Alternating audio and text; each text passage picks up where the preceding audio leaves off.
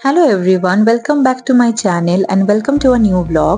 আজকে আমি তোমাদের সাথে শেয়ার করছি কিনোয়া পোলাওয়ের একটা খুব ইজি রেসিপি। আমি অনেক ভিডিও দেখেছি যেখানে কিনোয়া পোলাওয়ের রেসিপি আমি বিভিন্ন জায়গায় দেখেছি, কিন্তু আমি কোনোটাই প্রপারলি বানিয়ে উঠতে পারছিলাম না, আমার কাছে একটু ডিফিকাল্ট বলে মনে হচ্ছিল। তো ফাইনালি আমি একটা ইজি ওয়ে বার করেছি কিনোয়া পোলাও বানানোর। তো তার জন্য আমি এক বাটি কিনোয়া নিয়ে নিলাম, নিয়ে এটাকে ফার্স্টে একটা সাইড করে রাখছি, জলে ভিজিয়ে রাখলাম, নর্মাল জলেই ভিজিয়ে রেখেছি। তোমরা চাইলে একটু গরম জলেও ভিজিয়ে রাখতে পারো। তো তোমরা চাইলে 4-5 ঘন্টাও ভেজাতে পারো, তবে আমি এখানে আধা ঘন্টা মতনই ভিজালাম। তো এর সাথে আমি আমার কাছে যে ভেজিটেবলসগুলো অ্যাভেলেবেল ছিল সেই সমস্ত ভেজিটেবলসগুলোকে আমি কিনোয়ায় দেবো। তার জন্য আমি এগুলোকে আমার মতন করে আমি কেটে নিচ্ছি। তোমরা এর ভেতরেতে চাইলে নিজেদের মতন ভেজিটেবলস অ্যাড করতে পারো, বা কিছু তোমাদের যদি মনে হয় যে দেবে না সেটাও করতে পারো। আমি যেরকম এখানে একটা আলু দিচ্ছি, দুটো গাজর, একটা ফুলকপি, কিছু বিনস আর কিছু ফ্রোজেন কড়াইশুঁটি, যেগুলো আমি সুন্দরভাবে কেটে নিচ্ছি নিজের মতন করে। তো তোমরা যদি মনে করো যে আলু এর ভেতরে দেবে না, তো নাও দিতে পারো। এর ভেতরেতে বিটরুটও দেওয়া যায়, যদি তোমরা ভাবো যে বিটরুট আমি অ্যাকচুয়ালি দিতে চাই না, কারণ কিরকম খাবারটা না লাল হয়ে যায়, তো তার জন্য আমি বিটরুটটা এখানে দিচ্ছি না। তবে তোমরা চাইলে সেটাও দিতে পারো, বা আরও তোমার কাছে যদি কোনো ভেজিটেবলস থেকে থাকে তোমরা সেগুলোকেও এর ভেতরেতে অ্যাড করতে পারো। তো এই রেসিপিটাকে কিন্তু পেঁয়াজ রসুন দিয়েও করা যায়, তবে আমি আজকে যেটা করছি এটা এর ভেতরে কোনো পেঁয়াজ, আদা, রসুন কোনো কিছু আমি অ্যাড করছি না। শুধু এই যে ভেজিটেবলসগুলো তোমরা এখন দেখতে পাচ্ছ, আমি শুধুমাত্র এই ভেজিটেবলসগুলোই এর ভেতরেতে দেবো, এছাড়া আমি আর কোনো ভেজিটেবলস দেবো না। তো এখানে তোমরা দেখতে পাচ্ছ যে আমি এগুলোকে আমার নিজের মতন করে ছোট ছোট করে কেটে নিচ্ছি। তোমরা আমাকে জানিও যে তোমরা কারা কারা বটিতে সবজি কাটতে বেশি স্বাচ্ছন্দ্য বোধ করো।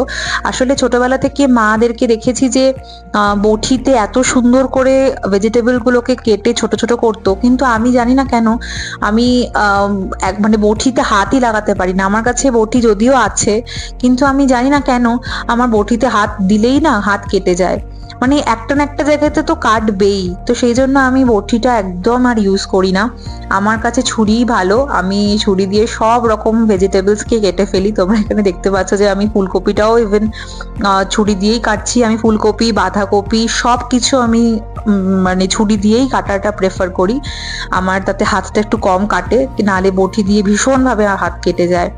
তো আমি মাঝখানে চেষ্টা করেছিলাম যে যদি আমি পারি, কিন্তু আমার দ্বারা পসিবল হয়নি। তো যাই হোক, এবার আমি সব ভেজিটেবলস গুলোকে ভালো করে ধুয়ে নিয়েছি। নিয়ে আমি এখানে একটা প্যানের ভেতরেতে জল দিয়ে দিচ্ছি, আর তার ভেতরেতে নুন আর হলুদ। আমি এই প্যানটা যেটা এখানে ইউজ করছি এটা ক্যারটের একটা ফ্রাইং প্যান। তো এগুলো অ্যাকচুয়ালি গ্রানাইট প্যান, আমি এটা প্রায় 1.5 বছর ধরে ইউজ করছি। আমার ভীষণভাবে ভালো লাগে এর পুরো সেটটা, আমার কাছে আছে যদিও, তো তোমাদের সাথে কোনোদিন আমি শেয়ার করবো সেটাও। তো আমি সেই জন্য আমি ম্যাক্সিমাম রান্নাই তোমরা দেখতে পাবে আমি এই প্যানের ভেতরেতেই কিন্তু বানিয়ে থাকি। তো আমি এখানে ফ্রোজেন যে কড়াইশুঁটিগুলো ছিল সেগুলোকে আমি সবার আগে দিয়ে নিলাম, আর তার সাথে বাকি ভেজিটেবলস গুলোকেও এর ভেতরে দিয়ে দিয়েছি, দিয়ে একটা চাপা দিয়ে রেখে দিলাম কিছুক্ষণ এটা বয়েল হোক। আর আরেকটা জায়গায় মানে আরেকটা গ্যাসে আমি একটা কুকার বসিয়ে দিয়েছি, তার ভেতরে অল্প করে তেল দিয়ে নিলাম, আর তার সাথে একটা শুকনো লঙ্কা, একটা তেজপাতা, 3-4টে মতো কাঁচা লঙ্কা আর গোটা জিরে, এগুলো দিয়ে আমি ফোড়ন দিয়ে নিচ্ছি। তোমরা যদি মনে করো যে তোমরা কাঁচা লঙ্কাটাকে পেস্ট করে দেবে সেটাও দিতে পারো, তবে আমি গোটাই দিলাম। আর এর সাথে তোমরা এখানে দেখতে পাচ্ছ যে আমার কিনোয়াটাও আমি এর ভেতরে অলরেডি দিয়ে দিয়েছি। তার সাথে আমি একটুখানি হলুদ, মানে হলুদের গুঁড়ো, একটু লাল লঙ্কার গুঁড়ো, একটু একটু জিরে গুঁড়ো, আর একটু গরম মশলা, এই কটা মশলাই আমি এখানে দিলাম। ধনে গুঁড়োটা দেওয়া যায়, তবে আমি এখানে আজকে ধনে গুঁড়ো দিইনি। আমি এই 4টে মশলাই এখানে মোটামুটি দিলাম, দিয়ে এর ভেতরে জল দিয়ে আমি এটাকে ভালো করে সেদ্ধ করে নেব। আর এর সাথে আমি একটু নুনও দিয়েছিলাম, যেটা আমি এখানে তোমাদের শো করতে ভুলে গেছি, তবে আমি নুনটাও কিন্তু এর ভেতরে অ্যাড করে ভালো করে আমি এটাকে সেদ্ধ করে নিচ্ছি।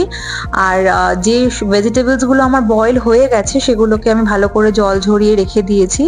আর ওই সেম প্যানে আমি একটু তেল নিয়ে নিয়েছিলাম, তোমরা এখানে চাইলে ঘিও ইউজ করতে পারো, তবে আমি নর্মালি আমরা অলিভ অয়েল খাই, তো আমি সেই অলিভ অয়েলই এখানে দিলাম। দিয়ে যে ভেজিটেবলস গুলো আমি বয়েল করে রেখেছিলাম সেই ভেজিটেবলস গুলোকে আমি এখানে হালকা করে একটুখানি ফ্রাই করে নেব।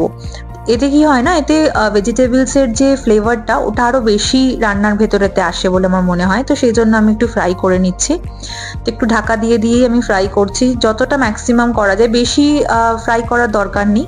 তবে মানে মোটামুটি একটা 2-5 মিনিট ফ্রাই করলেই হয়ে যাবে। এর ভেতরেতে কিন্তু আমি আলাদা করে কোনো রকম ভাবে আর কোনো নুন বা হলুদ কিচ্ছু দিইনি।